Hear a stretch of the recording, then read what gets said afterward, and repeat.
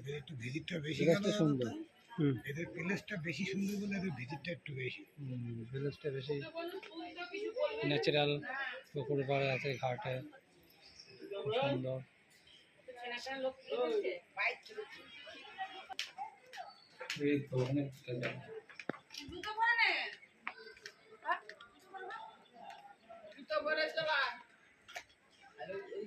বসে নিয়ে আমার বাড়ির থেকে আসা, হ্যাঁ বসে নিয়ে ভাজা পাবো।